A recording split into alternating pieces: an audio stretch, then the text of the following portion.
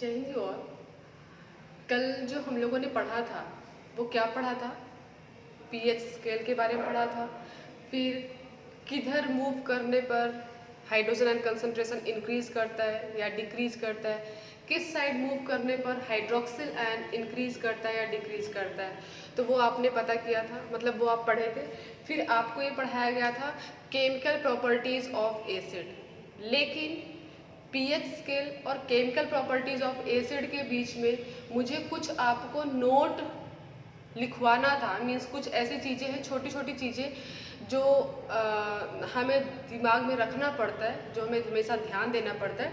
तो वो चीज़ मुझे बताना था, तो वो मैं आपको ऐसे वर्बली एक्सप्लेन कर दे रही हूँ और इसके बाद मैं आपको नोट्स की फ़ोटो क्लिक करके सेंड कर दूँगी और आप लोग नोट्स बना लेना।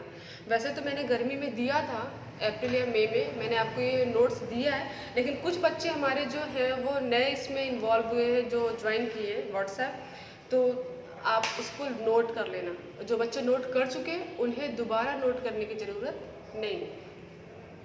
छोटे छोटे पॉइंट्स लाइक आपको ये जानना है कि जितने भी मेटल ऑक्साइड्स होते हैं, जितने भी मेटल ऑक्साइड मीन्स हो गया आपका मेटल ऑक्साइड या मेटल हाइड्रोक्साइड, ठीक है। All metal oxides, metal oxide और hydroxide shows basic nature,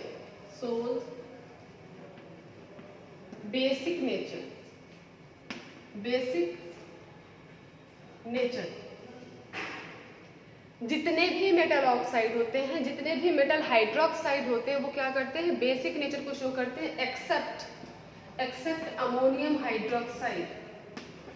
ammonium hydroxide क्यों? अमोनियम हाइड्रोक्साइड बेस तो है, but ammonium is not metal.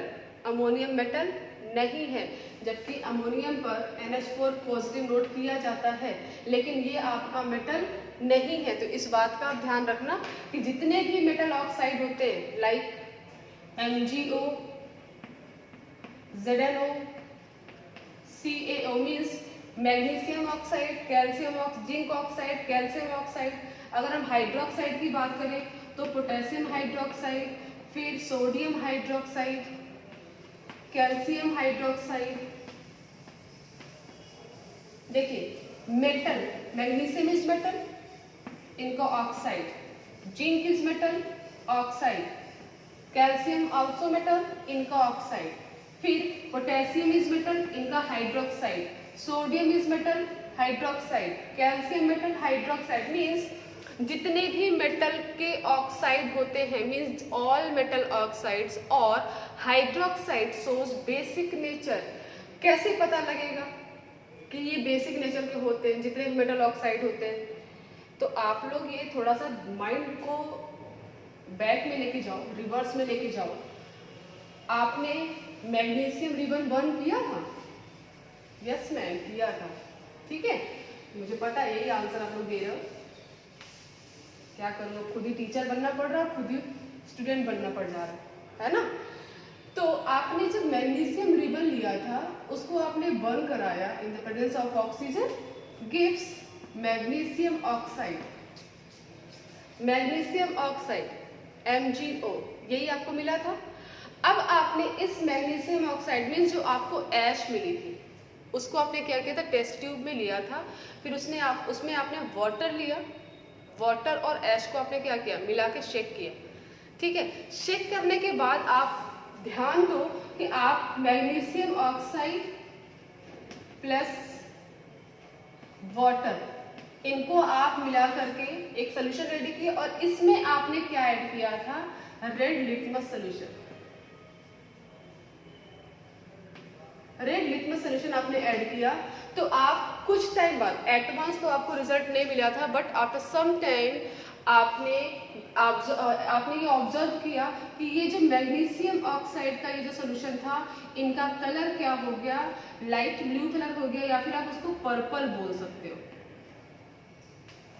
Light blue हो गया था, अब जैसे जैसे क्वांटिटी थी, क्योंकि हमारे प्लेटफॉर्म पे ये जो आपके लैब में थोड़े डस्ट वगैरह भी होते हैं, तो आप उस पर ही गिराते हो मैग्नीशियम रिबन को बर्न करके, लाइट ब्लू कलर आता है। आप उसको पर्पल भी आपने ऑब्जर्व किया था, तो ठीक है, आप लाइट ब्लू बोल दो या फिर पर्पल बोल दो। तो आपने देखा कि मैग्नीशियम ऑक्साइड के सोल्यूशन में अगर आपने रेड लिटमस ऐड किया तो कलर किसमें चेंज हो गया? ब्लू में। और अभी आप बेस की प्रॉपर्टी पढ़े थे कि बेस क्या ब्लू कलर देता है ना, जब हम रेड लिटमस सोल्यूशन ऐड करते हैं किसी भी बेस में तो कलर क्या हो जाता है?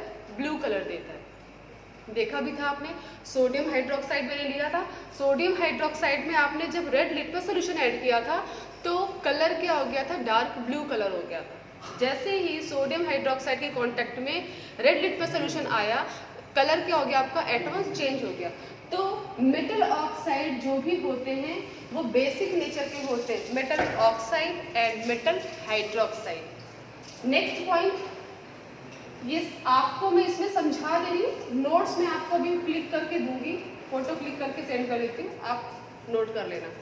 नेक्स्ट पॉइंट आपका है कि जितने भी नॉन मेटल ऑक्साइड होते हैं, all non metal oxide shows acidic nature. जितने भी नॉन मेटल ऑक्साइड होते हैं वो क्या शो करते हैं? एसिडिक नेचर को शो करते हैं। नॉन मेटल ऑक्साइड,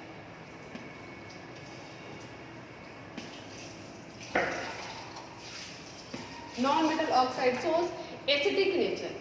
तो जैसे हम अगर कार्बन डाइऑक्साइड ले लें, कार्बन डाइऑक्साइड इनका रिएक्शन आप वाटर के साथ करा दो तो फॉर्मेशन किसका होगा? H2CO3, कार्बोनिक एसिड का फॉर्मेशन होगा।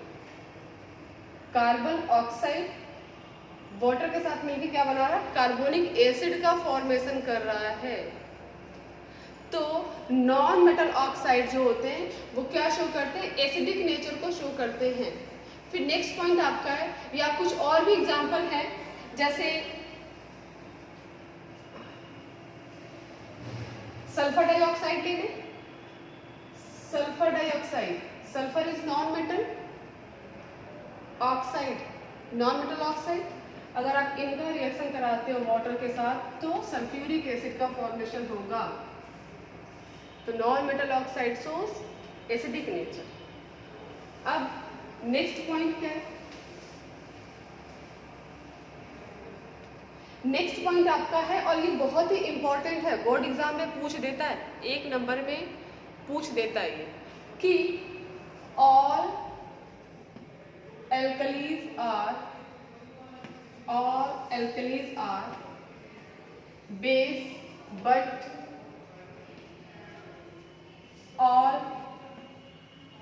bases are not alkali।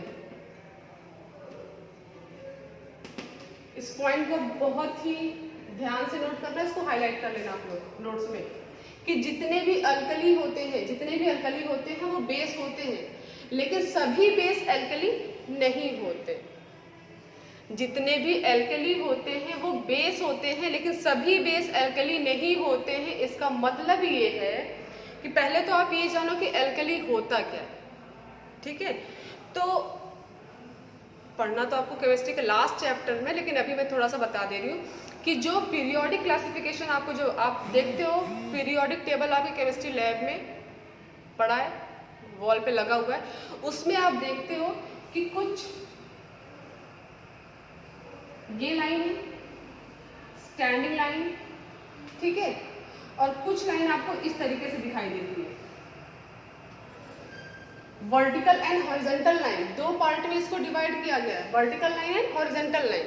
अब देखिए, अब आप देखोगे कि ये जो लाइन है ये कितनी पीरियोडिक टेबल में आपको मिलेगी? 18। अब मैं ऐसी रफली बना दे रही हूँ, आप देखोगे पीरियोडिक टेबल या फिर केमिस्ट्री बुक में देखोगे लास्ट चैप्टर में, तो ये जो लाइन आपको दिख रही है टोटल कितनी लाइन होगी? 18। तो इन्हें हम क्या बोलते हैं? ग्रुप। ये जो वर्टिकल लाइन होती है, वर्टिकल लाइन आपको कितनी मिलेगी? 18 मिलेगी। और वर्टिकल लाइन कितनी होंगी? टोटल 18 होंगी।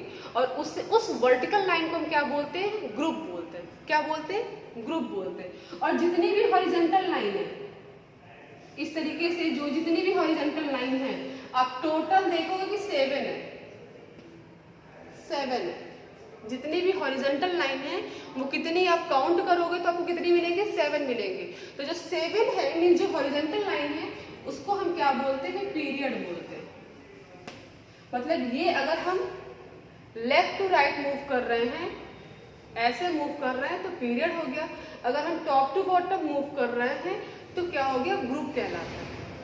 अब आप इसमें first, second, third, fourth, fifth, 6, 7, 8, 9, 10 करते करते 18 तक पहुंचा, जिनमें आपको ये क्या समझना है, एल्कली मेटल क्या होते हैं या एल्कली क्या होता है। ठीक है, तो जो फर्स्ट ग्रुप के जो मेटल होते हैं, जो फर्स्ट ग्रुप के पीरियोडिक टेबल के फर्स्ट ग्रुप के जो मेटल होते हैं उन्हें हम क्या कहते हैं, एल्कलाइन मेटल कहते हैं। क्या कहते हैं, एल्कलाइन मेटल। फर्स्ट ग्रुप में आप देखोगे तो आपका आएगा लिथियम, सोडियम, पोटेशियम, ये सब आपके क्या है, फर्स्ट ग्रुप के एलिमेंट हैं। ये फर्स्ट ग्रुप के एलिमेंट हैं, तो इन्हें हम क्या कहते हैं, एल्कलाइन मेटल कहते हैं। फर्स्ट ग्रुप के जितने भी मेटल हैं उनको हम क्या कहेंगे, एल्कलाइन मेटल। तो ये तो हो गया एल्कलाइन मेटल।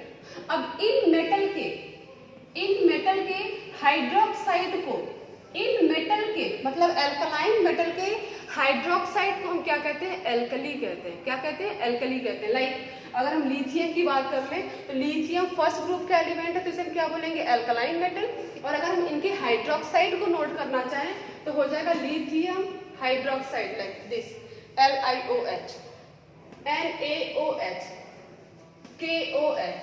ये सब हमारे क्या है, फर्स्ट ग्रुप के एलिमेंट जो है उनके हाइड्रोक्साइड है। तो फर्स्ट ग्रुप का जो एलिमेंट होता है उसे हम क्या कहते हैं, एल्कलाइन मेटल कहते हैं, और उनके हाइड्रोक्साइड को हम क्या कहते हैं, एल्कली कहते हैं। ये समझ में आ गया आप लोगों को। अब नेक्स्ट पॉइंट आपको क्या सुनना है वो भी सुन लो जल्दी से। सेकेंड ग्रुप के जो एलिमेंट होते हैं, ये तो फर्स्ट ग्रुप की बात मैंने की है, सेकेंड ग्रुप के जो एलिमेंट होते हैं उन्हें हम क्या कहते हैं, alkaline earth metal. Alkaline earth metal.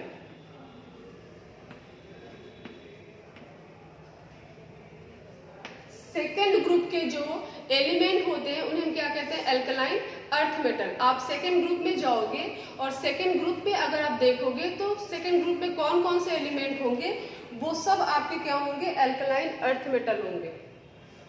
जैसे एग्जांपल में अगर आप ले लो, सेकेंड ग्रुप में आपका आता है कैल्शियम आएगा, मैग्नीशियम आएगा। तो इस तरीके के जो एलिमेंट हैं, कैल्शियम, मैग्नीशियम और भी, उन्हें हम क्या कहेंगे, एल्कलाइन अर्थ मेटल कहेंगे। तो जो कुछ नोट्स आपको नोट कराना था, मतलब कुछ छोटे छोटे टॉपिक जो हमेशा आपको याद रखना है वो यही था। फर्स्ट आपको बताया गया कि जितने भी मेटल ऑक्साइड होते हैं वो बेसिक नेचर को शो करते हैं, metal oxide and metal hydroxide.